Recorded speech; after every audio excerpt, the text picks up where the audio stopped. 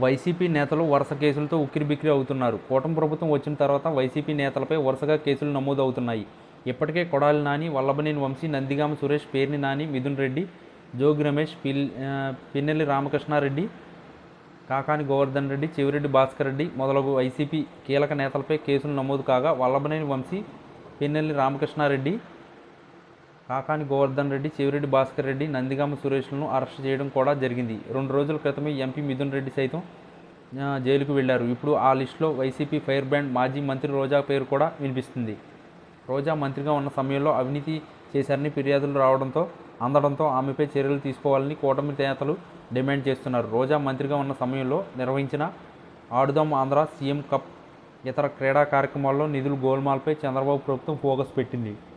దీనిలో భాగంగానే సిఐడికి వివిధ క్రీడా సంఘాలు, సీనియర్ క్రీడాకారులు చేసిన ఫిర్యాదుపై చర్యలు తీసుకోవడానికి రంగం సిద్ధమైంది. ఆటలకు సంబంధించిన నిధులు దుర్వినియోగం చేశారని ఆట్యపాట సంస్థ సీఈఓ ప్రసాద్ సిఐడికి ఫిర్యాదు చేశారు. అప్పటి క్రీడా శాఖ మంత్రి ఆర్కే రోజా, ఏపీ ఒలింపిక్స్ అసోసియేషన్ అప్పటి అధ్యక్షుడు మాజీ మంత్రి ధర్మాన కృష్ణదాస్పై చర్యలు తీసుకోవాలని ఫిర్యాదు చేశారు. దీనిపై స్పందించిన సిఐడి ఈ ఫిర్యాదుపై తదుపరి చర్యలు తీసుకోవాలని విజయవాడ నగర పోలీస్ కమిషనర్ను ఆదేశించారు. ఇదే జరిగితే రోజా, కృష్ణదాసులు విచారణకు సిద్ధం కావాల్సి ఉంటుంది. ఆడుదాం ఆంధ్ర వ్యవహారంపై విచారణ చేయించి బాధ్యులపై చర్యలు తీసుకుంటామని ప్రస్తుత క్రీడా శాఖ మంత్రి రాంప్రసాద్ రెడ్డి ఇటీవల ప్రకటించిన సంగతి తెలిసిందే.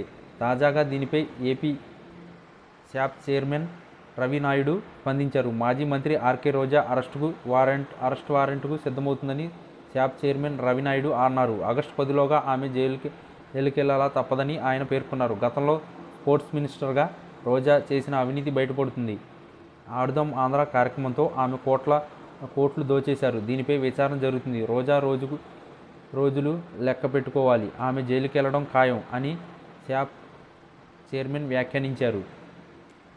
తనని అరెస్ట్ చేస్తారని కూటమి నేతలు చేస్తున్న ప్రచారంపై రోజా ఎలా స్పందిస్తారో చూడాలి.